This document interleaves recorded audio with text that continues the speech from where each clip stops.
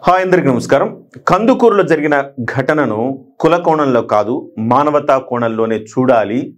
దీనికి కమ్మ కాపు అనే ఫ్లేవర్ని అంటించవద్దు అని పదే పదే చెప్పిన వ్యక్తిని నేనే. అంటే చాలా ఛానళ్ళు దాన్ని కుల కోణం ఆపాదిస్తూ దాన్ని రెచ్చగొట్టేలా దాన్ని ప్రోత్సహించేలాగా వీడియోలు చేసినప్పటికీ నేను వీడియోల సంఖ్య కూడా ఎక్కువ చేయలేదు.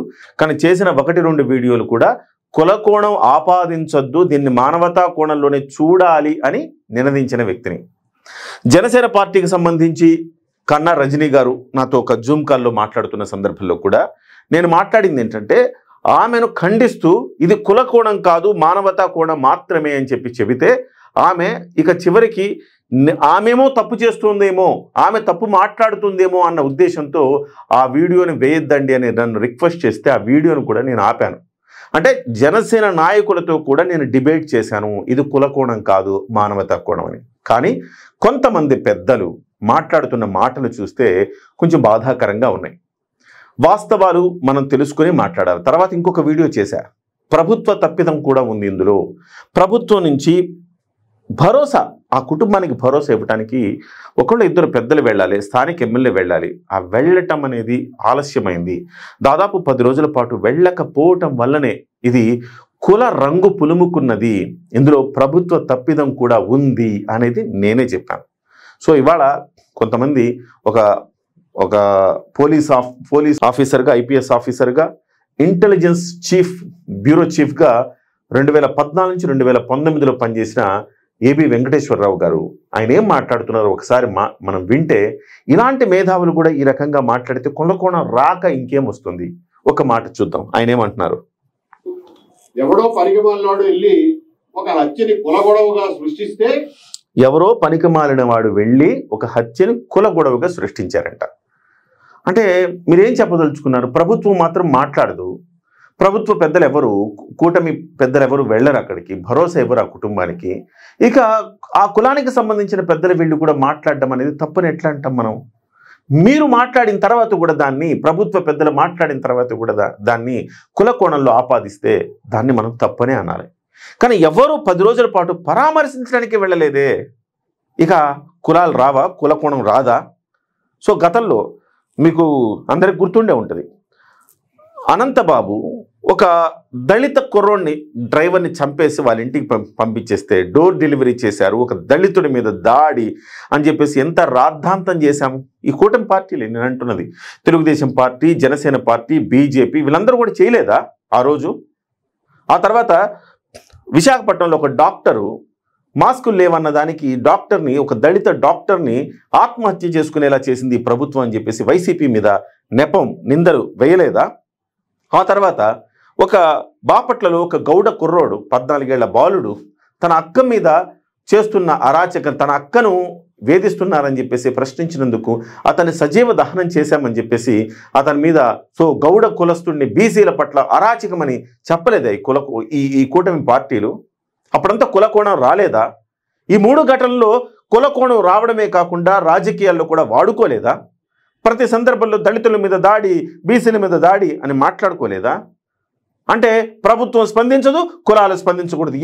ఏ కులానికి కుల సంఘాలు లేవండి? కమ్మకి కుల సంఘాలు లేవా? రెడ్లకు కుల సంఘాలు లేవా? బీసీలకు కుల సంఘాలు లేవా? ఆ మాటకు వస్తే ఏ కులానికి ఆ కులం కార్పొరేషన్లు ఏర్పాటు చేసి మాట్లాడారు కదా. కుల కోణం లేనిది ఎక్కడ?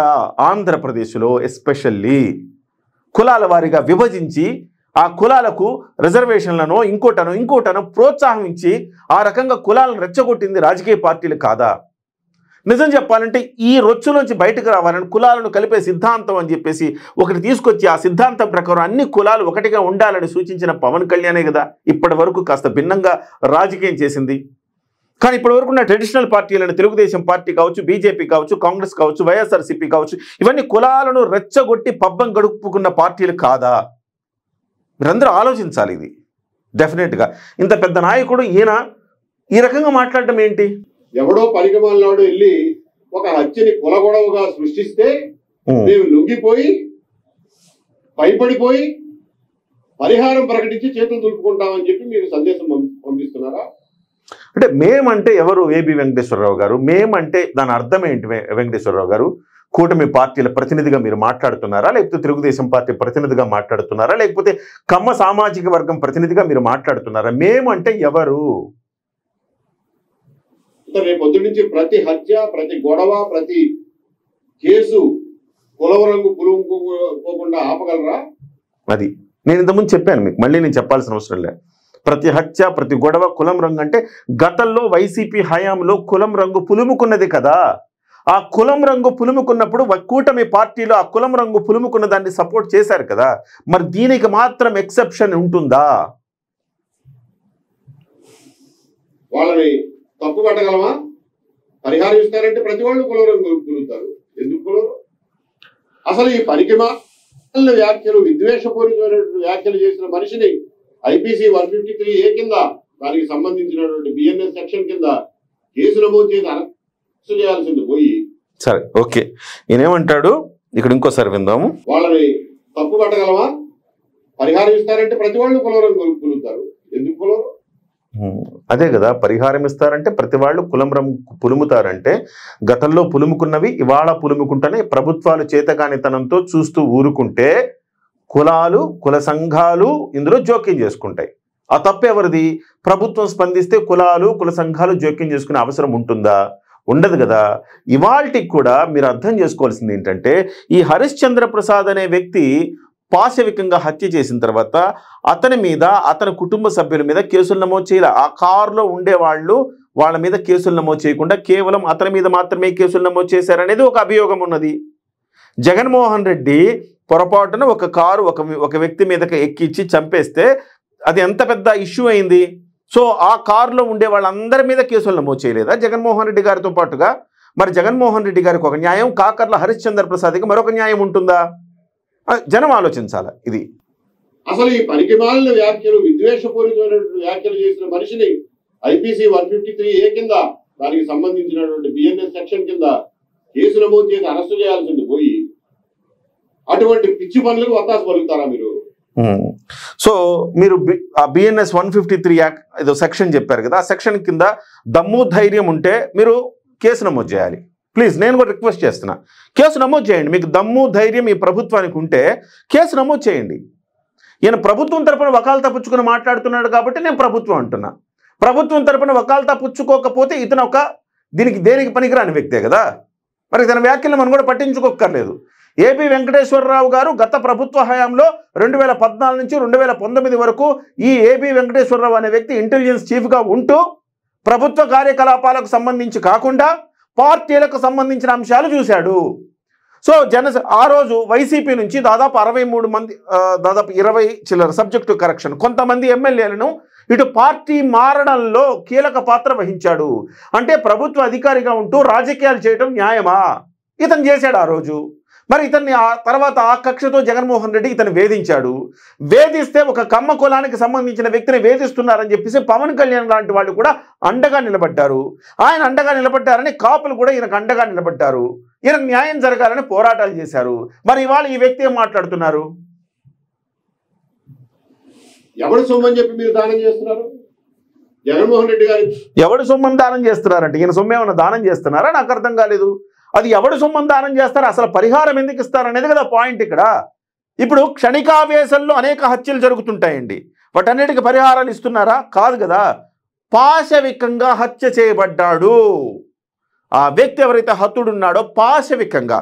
ఈ కాకర్ల హరిశ్చంద్ర ప్రసాద్ అనే వ్యక్తి ఫార్చునర్ కార్ని 3 కుర్రాళ్ల మీదకి ఎక్కించి, 3 అన్నదమ్ముల మీదకి ఎక్కించి చంపే ప్రయత్నం చేయడమే కాకుండా ఒకళ్ళని దారుణంగా చంపాడు, పాశవికంగా చంపాడు.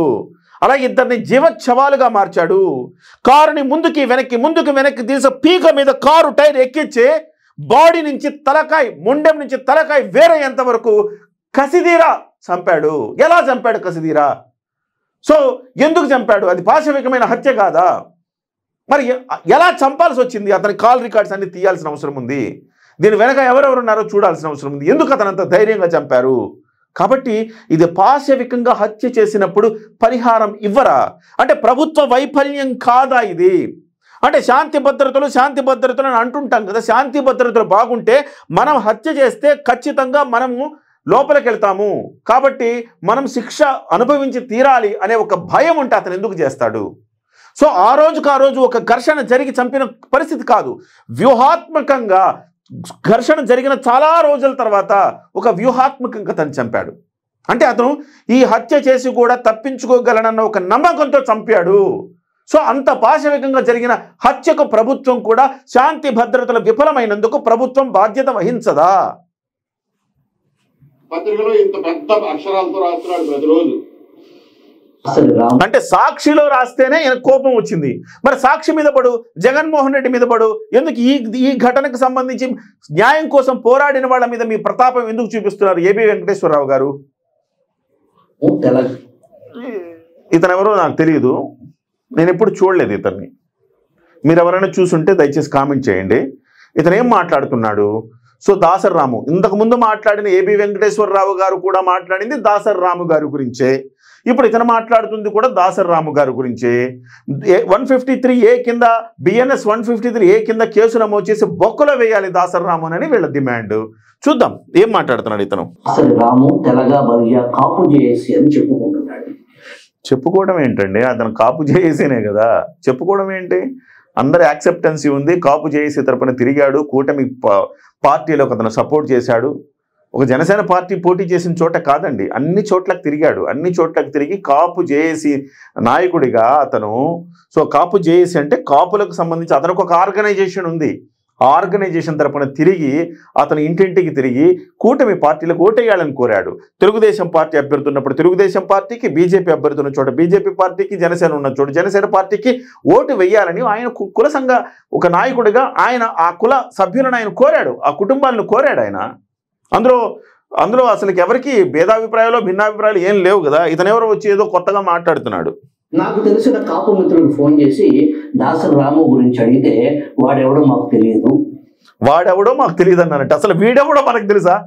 ఎవడు వీడు? వీడి గురించి మీకు ఎవరికైనా తెలుసా? చెప్పండి, చెప్తే వీడెవడైనా తెలిసి ఉంటే దయచేసి కామెంట్ చేయండి. వాడి పేరు కూడా నాకు తెలియదు స్వామి. కులాల పేరుతో అప్పుడప్పుడు మాట్లాడు. సో మొత్తం మీద అంటే నేనేమి కుల సంఘాలకు సంబంధించి మద్దతు ఇవ్వట్లా, కుల సంఘాలకు నేను మద్దతు ఎంతలా ఇవ్వలేదు. ఇది మానవతా కోణంలోనే చూడాలి. కుల సంఘాలు అక్కడికి వెళ్ళడం తప్పు, కుల సంఘాలు ఈ రకంగా కులం రంగు పొలమడం తప్పు, ఇది పవన్ కళ్యాణ్ గారికి ఆపాదించడం తప్పు, ఆయన కుల నాయకుడిగా చేస్తారా అని ప్రశ్నించిన వాడిని నేను.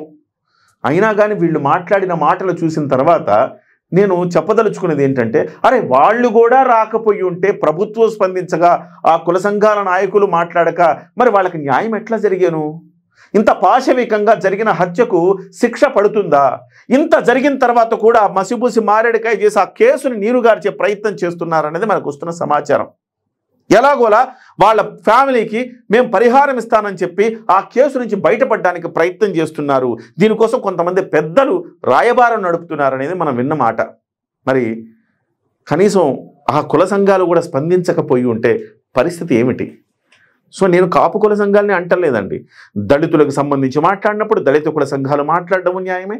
ఎవరు అంటే ఇక ప్రభుత్వాలు చేష్టలుడికి చూస్తున్నప్పుడు కుల సంఘాలో ఇంకొకటో ఏ సంఘమైనా వాళ్ళ కోసం న్యాయం కోసం పోరాటాన్ని తప్పెట్లా పడతాం మనము? ఏబి వెంకటేశ్వరకి ఇదో ఇంతకుముందు ఎవరు మాట్లాడారు, ఈ మనిషి ఎవరు, ఈ మనిషికి తెలియకపోయి ఉండొచ్చు, వీడెవడో వీడికి తెలియదు, వీడెవడో మనకి తెలియదు, వీడంటే ఎవడో అభాగ్యుడు అనామకుడు అనుకుందాం. కనీసం ఈ పెద్ద ఆయన తెలియాలి కదా. ఈ పెద్ద ఆయన ఇంటెలిజెన్స్ బ్యూరో చీఫ్గా పనిచేశారు కదా. ఈ పెద్ద ఆయన కన్నా తెలియాలి కదా. పోలీసు వ్యవస్థ ఏం చేసింది, ప్రభుత్వం ఏం చేసింది తెలియాలి కదా. ఇంత దారుణంగా మాట్లాడితే ఎట్లా? దయచేసి మీ అభిప్రాయాన్ని ఈ అంశంలో కామెంట్ రూపంలో తెలియజేయండి. నేను కన్నా రజనీ గారి అనుమతితోటి కన్నా రజనీ గారికి నాకు జరిగిన డిబేట్ ఇది కుల వాదన కాదు, ఇది మానవతా వాదనలో మాత్రమే చూడాలని నేను ఆమెతో మాట్లాడిన డిబేటు. దయచేసి ఆమె అనుమతితో దాన్ని ప్రసారం చేయడానికి ప్రయత్నం చేస్తాను. ముందైతే ఈ వీడియో పట్ల మీ అభిప్రాయాలు ఏంటో దయచేసి కామెంట్ రూపంలో తెలియజేయండి.